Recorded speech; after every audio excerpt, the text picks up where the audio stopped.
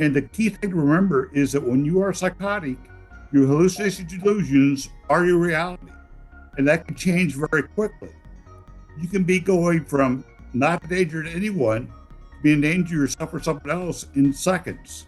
Darrell Herman, who served as a military officer and holds a degree in physical science, is diagnosed with schizophrenia. He's lived with it for 40 years, and he's made it his mission to educate others. Herman has written a book titled Straight Talk About Living with Severe Mental Illness, and he's sharing his knowledge of anosognosia, the difference between hallucinations and psychosis, and a few thoughts about the anti-psychiatry movement and involuntary hospitalization.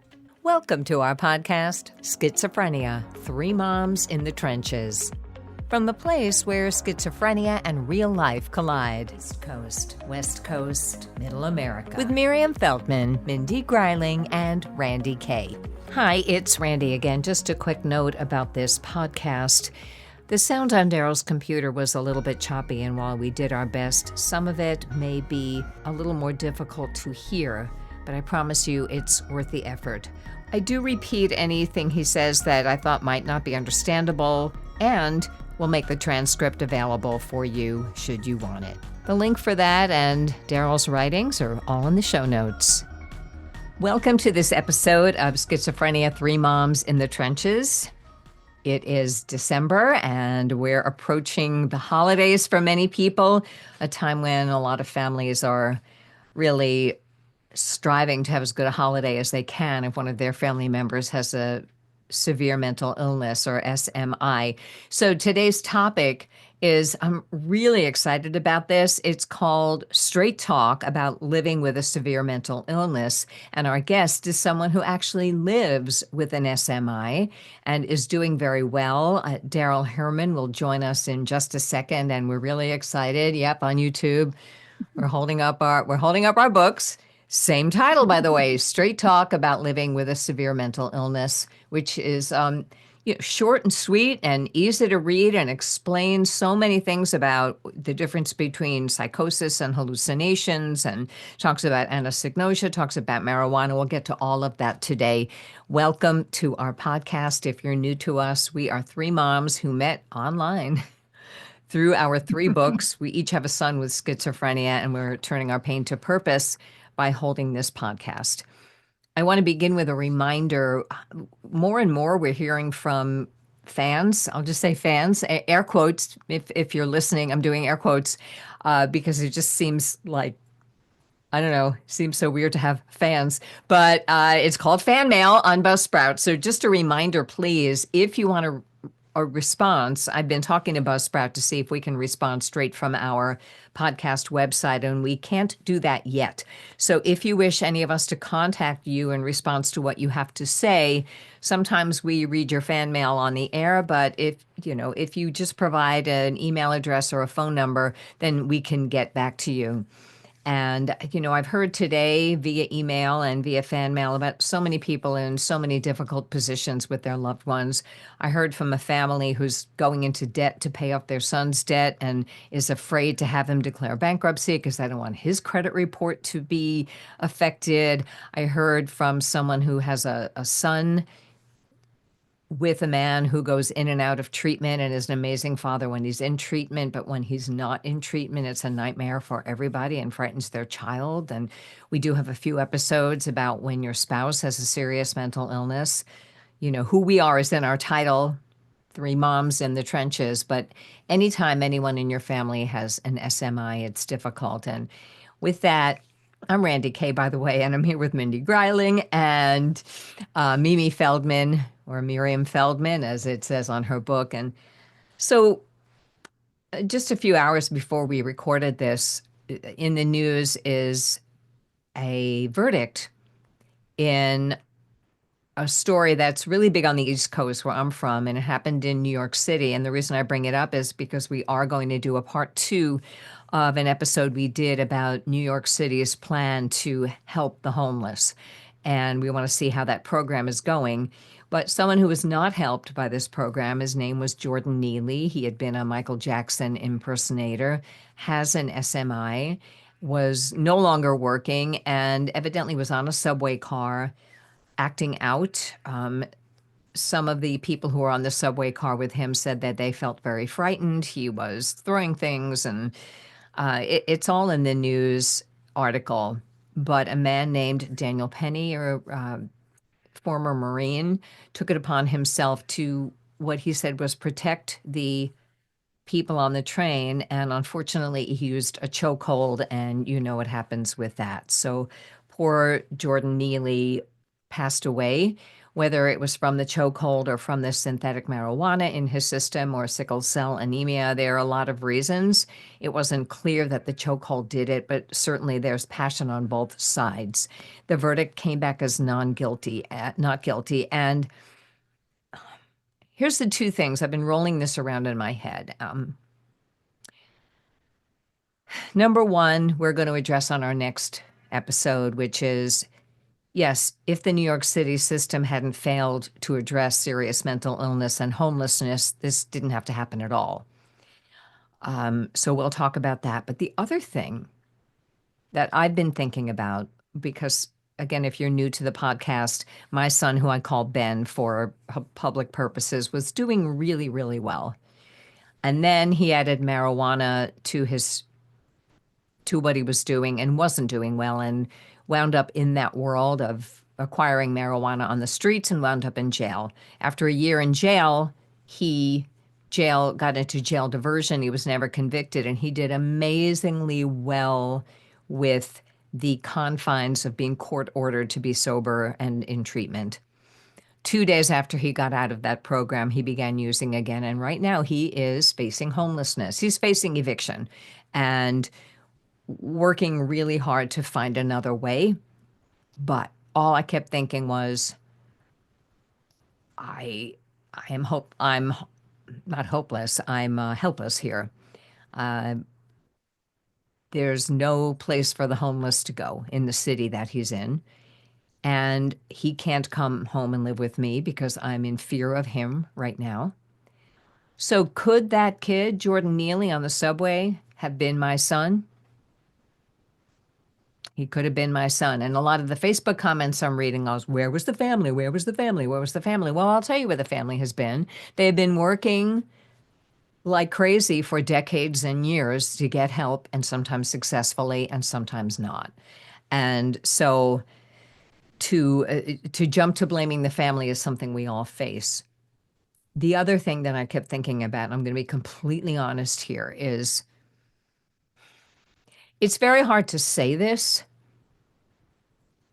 and I'm not really facing this, but I think the only thing worse than having my son be hurt would be feeling like he was responsible for killing someone else or hurting someone else. I think the guilt of having someone you love and my son's not violent. He's a very gentle person, but as Daryl will probably talk about when he comes on, you never know what psychosis will change in someone. So as much as I fear for my son's future, and I'm doing everything in my power to make his future better, part of letting go is knowing he might not be well, and the only thing worse would be having him be responsible for hurting another human life. So that's kind of where I'm at. Serious, arguments on all sides. So that's all I have to say about that. I don't know who's guilty or not guilty. I'm not weighing in on that. I wasn't at the trial, but I just know we need to do something about this. Thoughts? Other two moms? You're I nodding. think you said it very well. And the one thing I would add is that I think people nowadays in 2024 have great sympathy for people with mental illnesses. There's much more awareness, but as we all know, and as we see in this case, when something goes wrong and the person is scaring people, or worse yet, committing crimes, then the sympathy goes out the window, and people are all for the system, putting people in jail if they go to prison, or if someone kills them. I think that public opinion isn't always with us then. Yeah, I mean, it's complicated. It's not an easy thing. But just since we are a very raw, honest podcast, I just have to say what was running through my mind. Um, that I feel for Jordan Neely's parents. I feel for Jordan. I feel for Daniel Penny too. I think he was thinking he was helping people. So I don't know, but I think the main thing is this is the situation we get ourselves in. I think what it is, we look at the story underneath the story. The story is what happened on that train. But the story underneath that story is the person with SMI should never have been there and would never or would probably not have been in that situation if it weren't for the lack of services and help. And once this thing happens, public sympathy goes towards the hero who is trying to help everybody. But us as moms, immediately we project and see our own sons there and understand that if they were the person threatening or were the person creating that problem, we understand why and how it got there. And so, but it's very hard to present this publicly, to discuss in the public discourse and in the world of politics and policy. Well, really, we should go wind it way back to when this guy was a little boy and his problems started and all of that. But it's really true. And this is where we come to so often with these systemic problems is there has to be such a rewind to get to the point of starting to understand how it got to this, but it's the only way it's going to change. And Right. it's a difficult case to make. So we're out there, all doing our advocacy in different ways. And, if you read Mindy's book, Fix What You Can, you know how long it took to change, I think, one word in the state legislation. But, and Darrell Herman, who's coming in a minute, has some thoughts as well about how the law could be changed. But I will say this right now, my Ben, he's 2.5 weeks overdue for his injection. He is actively using. He's been served with eviction papers, and I'm still paying his rent, and I'm still sending money for him to go shopping at the supermarket. And they give me information. And as of last week, he was at the supermarket, sort of holding it together, but twitching, having facial tics, hand tics, hard to focus together. And I was like, well, can you get him to the hospital? Nope, he's not sick enough. And this is what gets me. I don't know. Right now they're shopping again, and I don't know a week later how bad it's going to be or if the drugs mask the symptoms. But I'm just like, get him to the hospital so I can move him out of his apartment, not have an eviction on his record, get his stuff into storage so he doesn't lose his stuff. And then we can get him help from the hospital. It's just so frustrating because he is not sick enough, but what does it take for his psychosis to take over, which I don't know. So this brings me to tonight's topic and today's wonderful guest. Millions of Americans are affected by psychosis. It's not just us. It's a condition that includes schizophrenia, but it also includes bipolar disorder, depression, drug use as well can cause psychosis. So one man, Darrell Herman, is sharing his story, and he does that in an effort to help others who may be diagnosed with similar conditions. Darrell actually lives with a serious mental illness and holds a degree in physical science and served as a military officer. He is diagnosed with schizophrenia. He's lived with it for more than 40 years.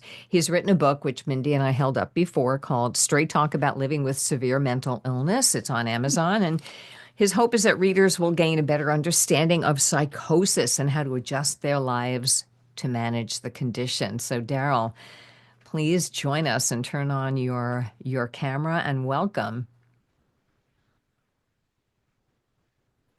Thank you. So I see the background is the National Shattering Silence Coalition, and you've written a wonderful, wonderful piece on their website, which we will put in the show notes.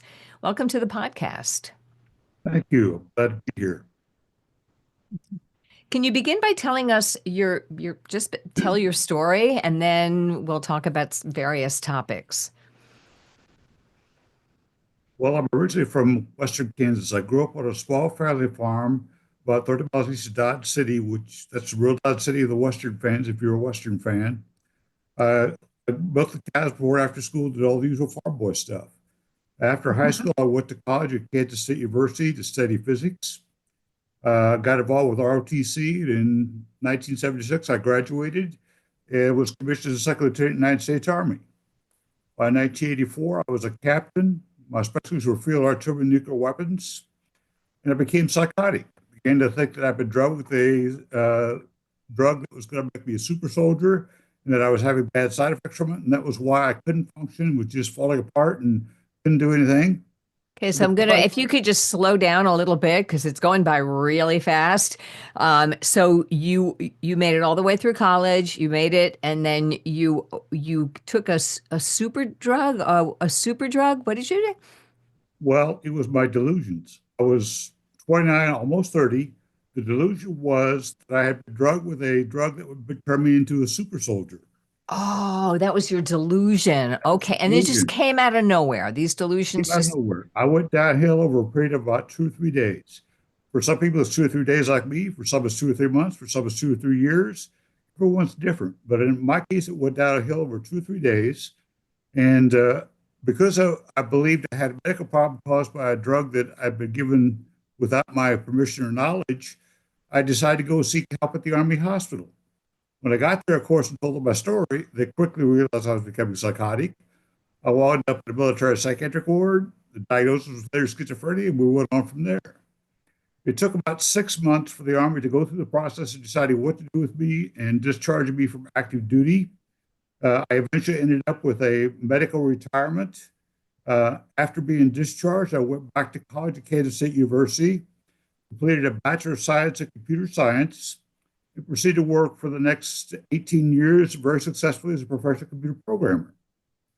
At the end of that 18 years, I was becoming so stressed out with my work that I just couldn't cope. The stress was causing me to have delusions, hallucinations, even though I was on a high dose of medications. I call what happened to me the Dilbert syndrome after the Dilbert comic strip because I was dealing with impossible coworkers, impossible situations, guidance that was different, conflicting and hard to understand, just totally chaotic work environment. And I couldn't see a win in it for me, my coworkers, my company, anyone. And the stress was causing me to become delusional and hallucinate. So talked over with my psychiatrist and psychologist, and the decision was to go on disability. Because after 18 years as a computer programmer, I learned that the American corporate environment right now is full of Dilbert syndrome. It's endemic everywhere. And I can't work in that kind of a situation. So may I ask you a question? So all this time, 18 years, during which you completed your degree, you were working, you were on taking your medication willingly, correct? And even yes, despite that, if I'm hearing you correctly, the stress of corporate America and the Dilbert syndrome, that is what you were still on your medication, but the delusions came back anyway. Do I have that right? that's correct. Stress often increases symptoms and makes it worse. And that was what was happening to me. The stress of working in a situation that was just impossible was causing me to have hallucination delusions and a breaking down. I just couldn't work in that situation.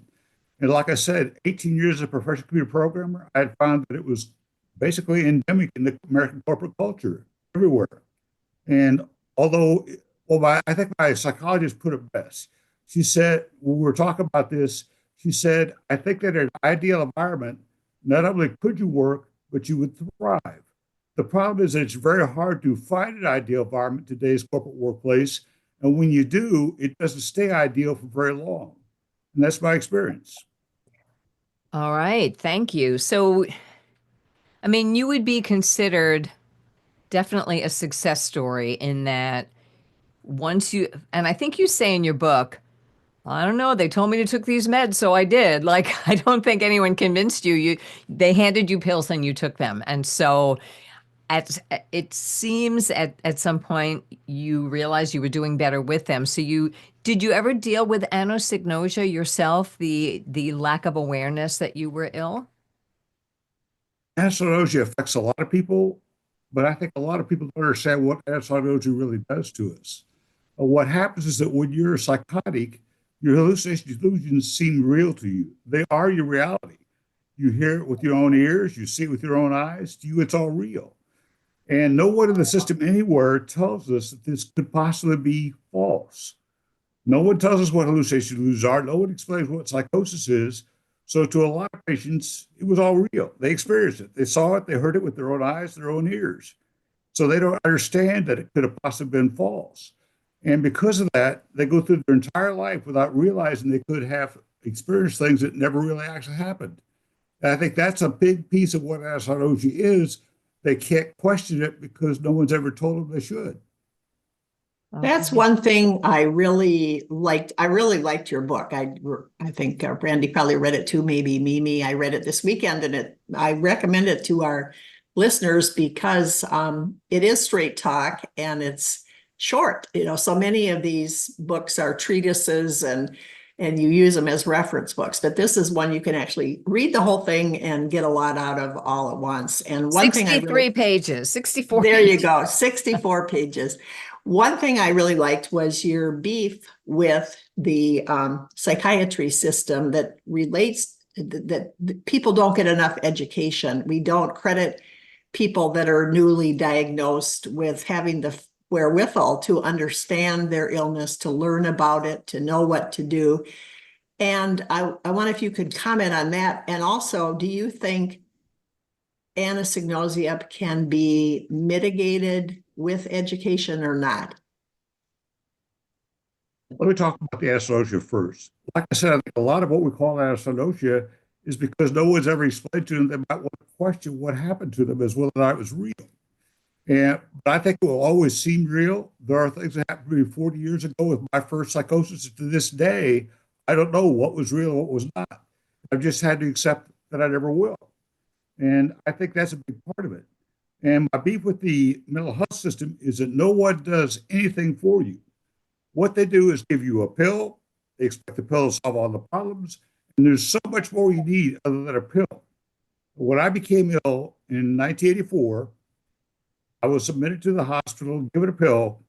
They didn't tell me anything else. They wouldn't tell me what my diagnosis was. They wouldn't tell me why I was there. I knew I had a right to read my medical records, so I read my medical records after I demanded I see them.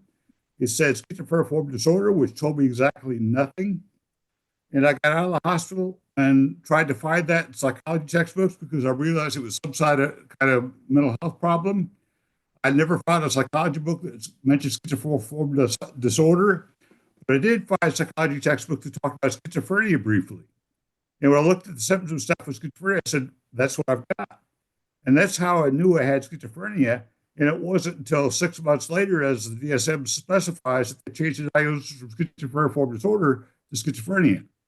But they didn't tell me anything. All they do is give me pills and talk to me. And to this day, that's what happens. If you come into the hospital psychotic, you're placed on medication, sometimes against your will, sometimes not. As soon as you're no longer psychotic, typically 3, 4, 5 days, usually less than a week, you're discharged. During that time, no one's done anything at all to prepare you to live with your mental illness. The only thing you've gotten in form of therapy is medication. That's like taking someone with type 1 diabetes, saying you have type 1 diabetes, you need insulin, and sending them on their way with no other education whatsoever. It doesn't work. There's a whole lot of things you need to know. You need to know what, you're probably questioning what caused it. You don't know what hallucinations delusions are. You don't know what your diagnosis means, and they tell it to you. And a lot of times they don't tell you. You don't know what side effects your medication can cause. You don't know what symptoms they're treating. They don't tell you any of that. They tell you nothing. Basically, you're there for usually less than a week. The only thing you get in the form of therapy is your medication, and no education whatsoever. Thankfully, you're doing education in the hospitals. I applaud you for that. Did it say in your book you do like 7 groups, or 7 hospitals, or what is that you educate people? Well, after I went on disability, I started going to hospitals here in Columbus, Ohio, and talking to the hospitalized patients about how to live better with a serious mental illness. And I wanted to help them do that because when I went on disability, I made it my mission in life to do everything I could to help the severely mentally ill live better lives. And I was trying to educate them on how to do that, the things I had learned over the course of my illness that I needed to know to live a good life. I wanted to help them. Doing that, I learned a lot about what they knew and didn't know and needed to know. And of course, I've been doing research for years on my own illness, trying to learn everything I could. So I do quite a bit. And what I've done is I took the information I thought they needed most and put that in my book. That's where the origin of the book came from talking to all those patients, all their questions, all the answers I had to give them, what I had to learn to help them. That's where that book came from. And I did that until COVID hit. In the 10 years before COVID, I spoke to more than 30,000 people in those hospital groups. Wow. When COVID came along, they shut down all my groups, and the hospitals have not let me back in since. Today, I Oh, have no really? hospital That's groups because they won't let me terrible. back in. Yeah, so what you're doing instead is writing, which is really helpful. I totally hear what you're saying, but I do have to add that, for my son, because I'm his currently conservator of his person and estate, but person is what matters here. I do know what they've tried to do in the hospital. And he's been in many, many group homes and hospitalizations where they did education and they did try. He was invited to peer groups and support groups, and all along the way it's like, no, no, no, I don't need that, I don't need that, I don't have this illness. I think there has to be a level of, all right, let me learn about it. And you speaking to 30,000 people is amazing, and I am so glad you were able to help that many people. But for somebody like my son who got ill in his mid-teens, he's not having it. He where he is right now is not just an apartment. There are services available to him. And he's like, I don't need those stupid groups. Those are boring. They don't have anything to do with me. I'm not sick. So that education, I totally agree with you, is important.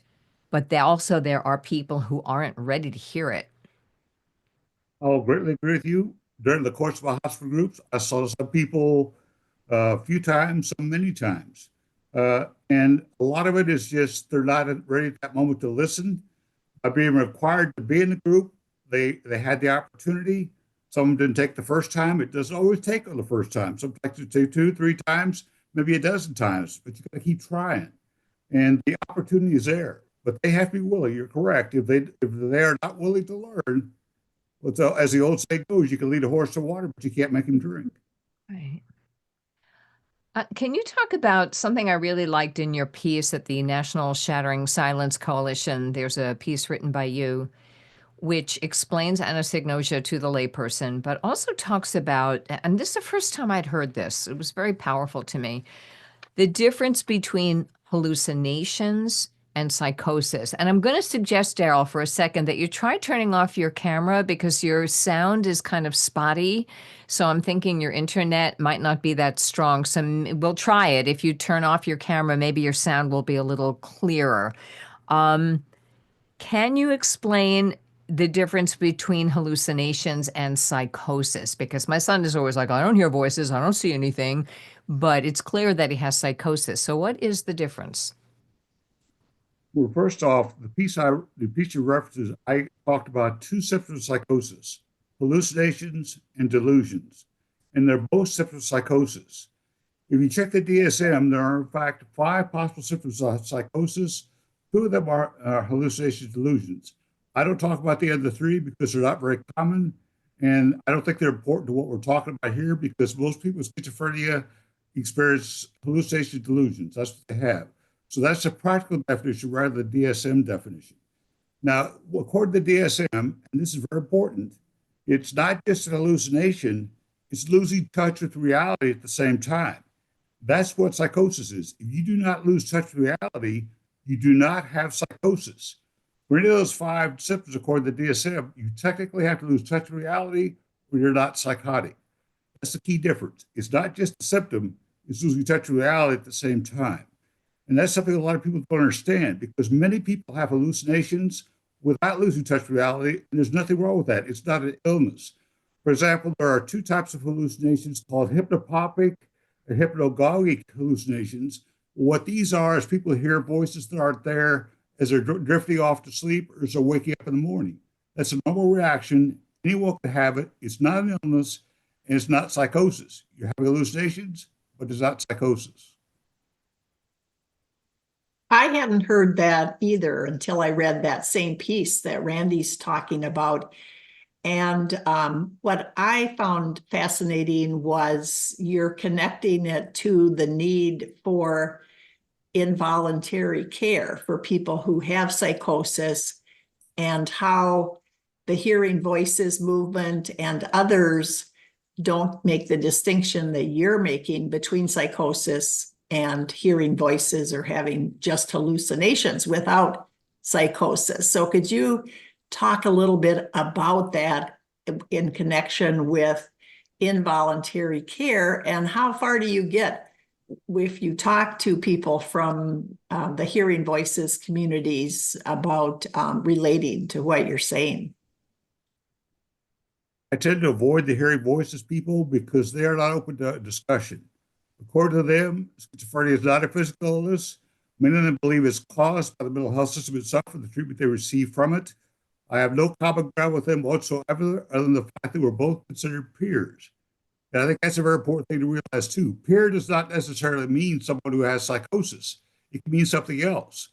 And these hearing voices people and many of the other peers are in fact not experienced with and do not understand anything about psychosis or what it means. I think that's a big problem because these peers that don't understand psychosis are basically in control of what is called peer services and peer support in the country. So if you're getting a peer support, you may actually be getting someone who's telling you you don't need to take medications, maybe telling you to stay away from your family, maybe telling you to stay away from the psychiatrist. There's a whole lot of stuff going on there that is just not worth having. So I don't have much to track with them. I just don't talk to them much. That's where they're at. And I'm in a different place. And these, to define what psychiatry is, basically, psychiatry today says that schizophrenia is a physical medical illness. And when you're an psychiatrist, you don't accept that. That's basically what a psychiatrist is. They don't accept it's a physical medical illness. And there's some other stuff that goes along with that, but that's it. Thank you. I just want to clarify again because you have a lot to say, so you're talking very fast. So just to recap, you're talking about the anti-psychiatry movement, sometimes called the hearing voices movement. And this is a huge distinction, Daryl, because I have been at conferences, including once a NAMI conference, where the people in the hearing voices movement were like, okay, well, this is the voice of your trauma and just talk back to it. And okay, good for you. But that would never work with my son. And I love the distinction of psychosis being losing touch with reality. Like that is so huge. And you're right. The anti-psychiatry people aren't taking into account those with SMI that have lost touch with reality, that will look at their own mother, me, and say, you're not my mother. I'm going to call you Randy from now on, and you've always been against me. That is losing touch with reality. So that I think that distinction is so powerful. So that is a really sensible answer to the anti-psychiatry and hearing voices movements. They may have their own solutions, but they're not experiencing psychosis. So that's huge. Mimi, you have a question? Yeah, it's a funny thing because every time Nick gets a new peer counselor, I always get a little nervous for the same reason. It's just, you don't know quite where they're coming from, and the concerns of the mom are going to be different most of the time than the concerns, than the agenda of the hearing voices movement or the anti-psychiatry movement. And honestly, that whole thing just scares the hell out of me, because the last thing I want is for Nick to be convinced that he doesn't need any help and everything is fine the way it is.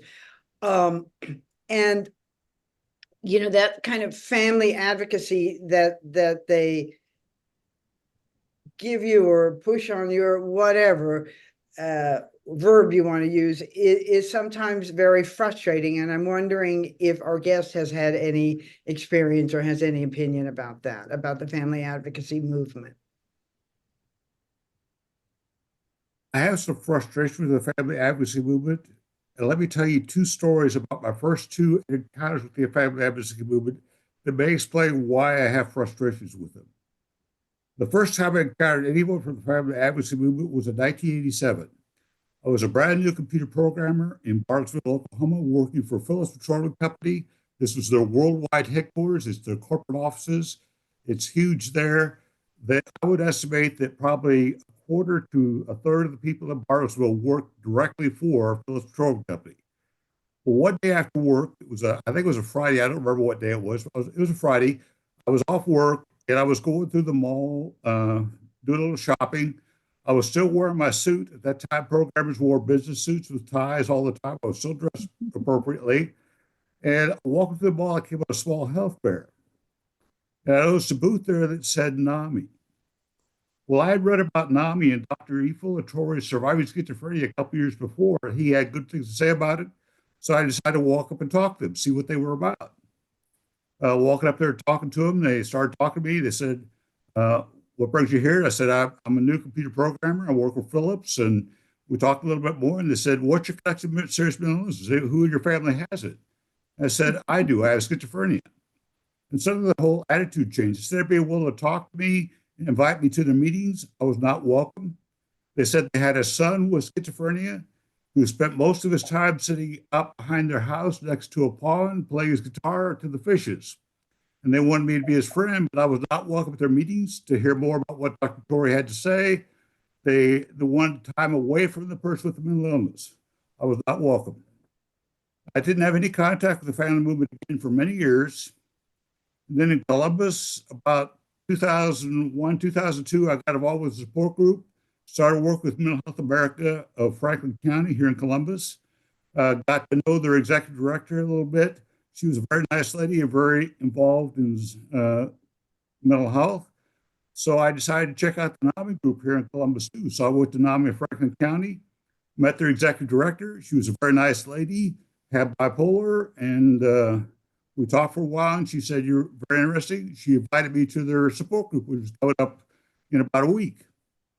Well, I decided to go to the support group. I got there. We collected. There was about 15 or 20 people there. We formed a circle with chairs. The lady running the group said, hi, I'm so-and-so. I'm a family instructor. My son has schizophrenia. Please go around the room, introduce yourself, and say what your connection to serious mental illness is. The managing director said, I'm her husband. Our son has schizophrenia. We went on around the room. It got to me. I said, hi, my name is Daryl. I work full-time as a professional computer programmer, and I have schizophrenia. The father exploded. How can you possibly say you have schizophrenia and you're working full-time as a computer programmer? The executive director, who I was sitting next to because she was the other person I knew in the room, spoke up immediately and said, well, she wasn't sure exactly how it was possible either, but she knew it was because she knew of Dr. Fred Fries, the famous psychologist who had schizophrenia, who was in fact on the board of NAMI National. And we went on with the meeting. That was my first big experience with the NAMI meeting. What I learned later is that NAMI self-selects because of the way it works. The people that are looking for help all have severe problems with a family member. When they get to NAMI, NAMI accepts them. They talk to people in NAMI. Everybody in NAMI has a family member that has severe problems. So they think everyone with schizophrenia has severe problems. And their stories are very real, they're very sad. We need to do better with those people, but that's not the norm. That's far from the norm. Most people with schizophrenia can do very well if they do three things: take the medications as prescribed, stay away from alcohol, drugs, or marijuana, and cooperate with their treatment team. So what they're seeing is not the norm, it's far from it, but they think it is. Okay. I'm going to stop you for a second. Thank you for your stories. And just for the benefits of the listeners, so NAMI is the National Alliance on Mental Illness. It was started probably when you met them, Daryl, by families dealing with serious or severe mental illnesses. And it was very, very family oriented. And I'm so sorry that you went through all those frustrating experiences and felt like rejected. That's horrible. I think NAMI is a little bit different now, which kind of frustrates sometimes the family members because now they're about mental wellness. And so I can certainly feel your frustration. And I'm really glad that you're with the National Shattering Silence Coalition and doing all the work that you're doing. Because your sound isn't ideal, even with your camera off, it's a little bit better. But I'd like those three things, the last three things you said, I'd like you to repeat them. What you said, if I hear you correctly, is people with schizophrenia can do really well if, one, they take all their medications, two, they avoid substance use, especially marijuana. And what was the third one? Cooperate with your treatment team. Cooperate with their treatment team. Now, whether or not your statement that level of recovery is the norm or not, I don't have any statistics on that. I know for the three of us, we go in and out of those phases of recovery, but certainly somebody like you shows that it is possible to live and live well with schizophrenia. You have a happy marriage, you are functioning beautifully, you have a job, you have a college degree, and we have a lot of episodes about, how early treatment helps. The later you get schizophrenia, the better your outcome. So I don't know what the norm is. I don't know what the percentage is, but I think those three things you said are so vital and so important, and I'm so glad you're sharing them. Stay on your meds, avoid substance use, and cooperate with your treatment team. If my son were doing those three things, he'd be working right now instead of whatever he's doing. So thank you for that. Could I comment on Darrell's comments about the NAMI and the family and so forth? Because I'm been around this block a very long time as well. I have seen that same transition, Darrell. Jim was diagnosed in 1999, and I went to NAMI and I went to family and did all the classes and everything, and I got materials, and everything was so gloom and doom that I just was so depressed. I couldn't find anything of anybody doing as well as you in recovery. So it doesn't surprise me that family members that you met in those times just could not believe that someone could be doing that well. But I had a grandmother with schizophrenia, so I knew she at most of the time did really well. And she worked at a women's clothing store and so forth. She had terrible relapses at times.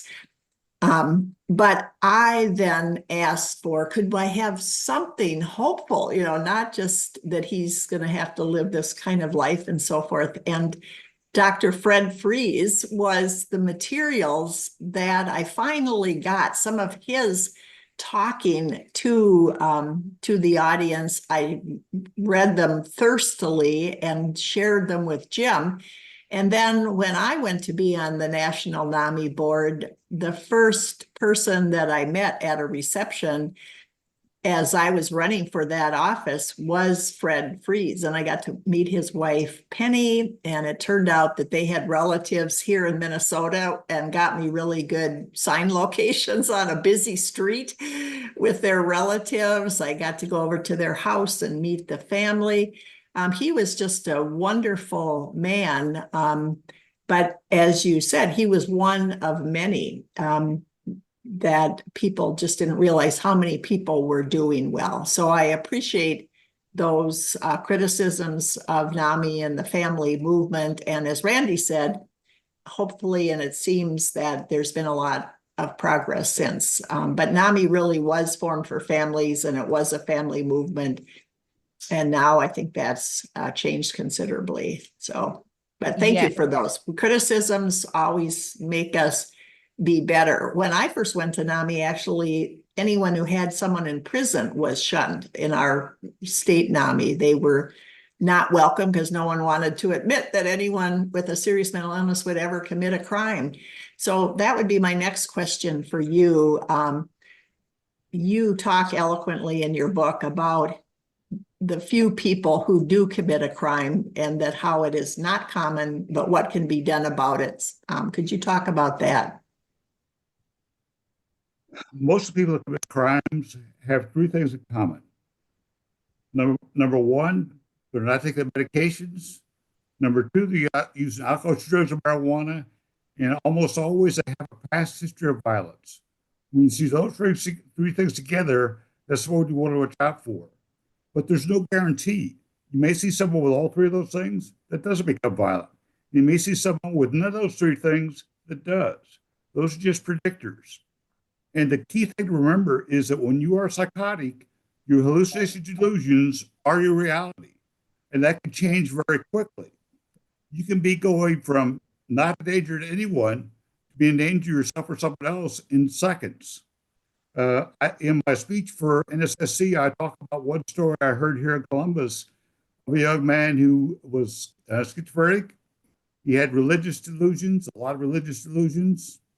And one day he was found to have jumped off the top of a parking garage at Ohio State University here in Columbus and died. It was ruled a suicide.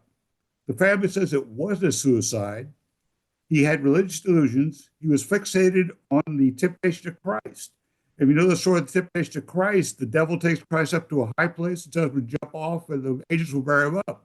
And the family says that's what he was doing. He went up to the high place and jumped off, expect the angels to bear him up. That could happen very quickly. He had not been in danger to anyone, not danger to himself, but the delusion said, go to the high place and jump off, and he did. We'll never know if that's what actually happened, but it certainly makes sense. From my own experience, that's entirely possible. My son jumped off a building when his delusion told him to do that. So with him, it was very possible. 3 stories. It can happen. Mm-hmm. And you could have someone who is thinking someone's out to get their persecution complex, but they may not be doing anything about it. And then if you get a auditory hallucination that says someone is getting ready to harm you, maybe kill you, you may combine the two, and you may suddenly decide you have to do something to protect yourself. And in what you perceive to be an act of self-protection, you may harm or even kill that person who you think is an enemy of yours. You think you're protecting yourself, but it's not there. It's just your hallucination delusions and your psychosis is making you do these things. And that can happen in a matter of moments. I believe that anyone who is actively psychotic, meaning they cannot distinguish hallucinations from reality, should be hospitalized immediately until such time as they are no longer actively psychotic.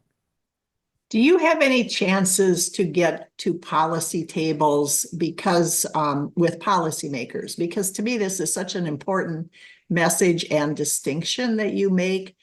And legislators, and I was a legislator here in Minnesota for 20 years, so I know legislators, when dealing with mental illness topics, want to listen to people with mental illnesses and the groups that represent them. But as you said, so often the groups representing that are at the table do not make this distinction with people who hear voices, so they think they're talking for everybody, including those who have psychosis, when they really don't know anything about it.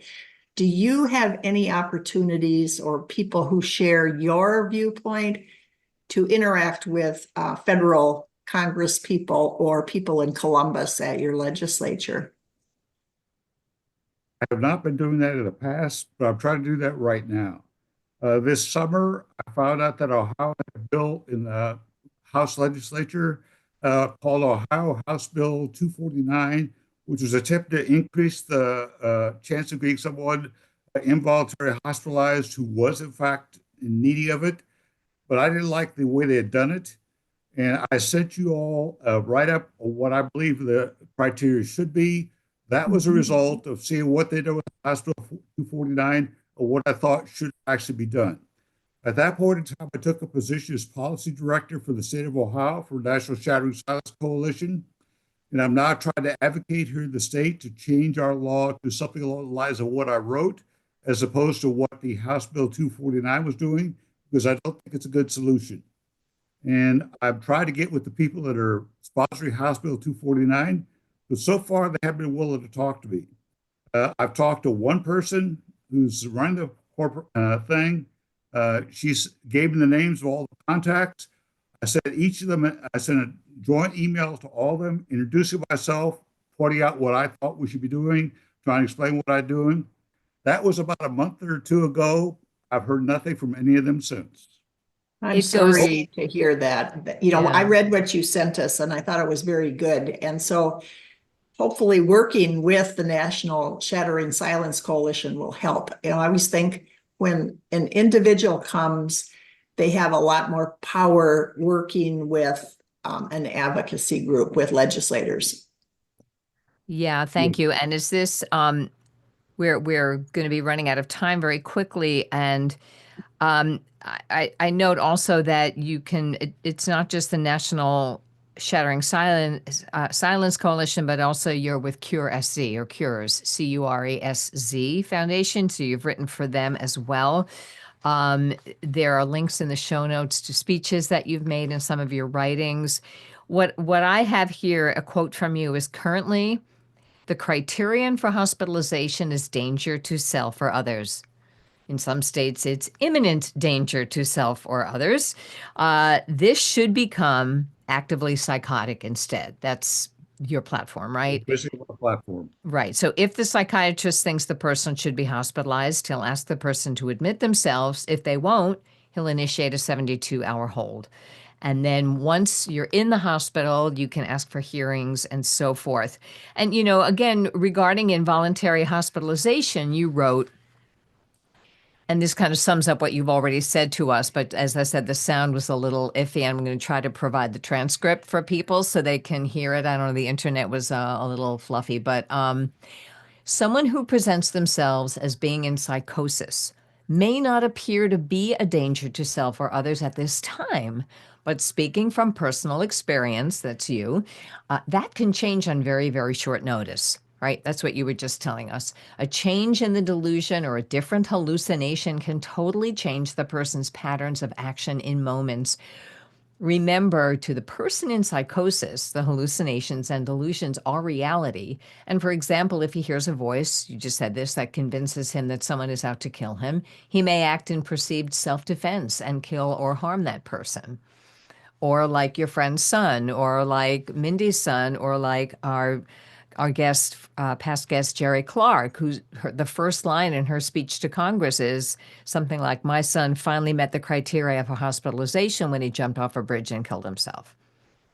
You know, these are the things we live in fear of every day. I live in fear of my son doing, all of a sudden, having a psychosis that convinces him that he needs to, I don't know what. I don't even want to think about it, but it can change. And I want him in the hospital now. I want him back on medication. I want so that I can take steps to once again try to save his life as best I can. When the comments about Jordan Neely say, "Where was the family if this kid was homeless?" It just makes me mad because we're here and we're always trying to help, and our hands are often tied. Yes. That's why I wrote that 6-page thing on psychosis and psychotic illnesses so that people could educate legislators and judges and district attorneys and sheriffs and police officers and whoever about what this is because they don't know. All they've got is what everybody else does, which is basically nothing. They don't know what this stuff is. They don't know what psychosis is. They don't know what it does to a person. And that's why they're making the decisions they do. When you're dealing with someone who's psychotic, his hallucinations lose our reality. Those are the facts he works with. That's why he makes no sense to you or those around him. But when you're dealing with a legislator that doesn't make sense to you, chances are they're not working with the same set of facts you are. And that's why I wrote that piece so that they can have the same set of facts. And I think when they have that same set of facts, they will make decisions that make sense to you. Thank you. And that Thank you. piece is available to be downloaded at NSSC_guide psych plus illnesses. Is that the one you're referring to? Yes. Yes. And I did send that to my state legislator, who is working on getting AOT into Connecticut. And these facts so beautifully and easily laid out so anyone can understand them was really, really helpful. Daryl, I thank you so much for everything that you're doing to help others, even if they won't let you back in the hospitals yet, they should. But these pieces are very, very valuable. And I just thank you so much for being on the podcast. Mimi, any last words? And Mindy? No, just echoing what you're saying. Thank you so much. my sentiments exactly. Thank you. Any last words, Daryl? I'd just like to thank you all for giving me the chance to be here and talk with you all. And if you have any further questions, just please let me know. And NSSC is here to help, and you can contact me through NSSC. Wonderful. Thank you. And again, the name of the book and the name of the episode is Straight Talk About Living with a Severe Mental Illness, written by a man who does. Thank you so much for tuning into this episode of Schizophrenia, Three Moms in the Trenches. You can help out the podcast and help others by sharing the podcast and by subscribing wherever you get your podcasts and or on YouTube. And remember, you can reach us at mindygreiling.com, randyk.com, or miriam-feldman.com.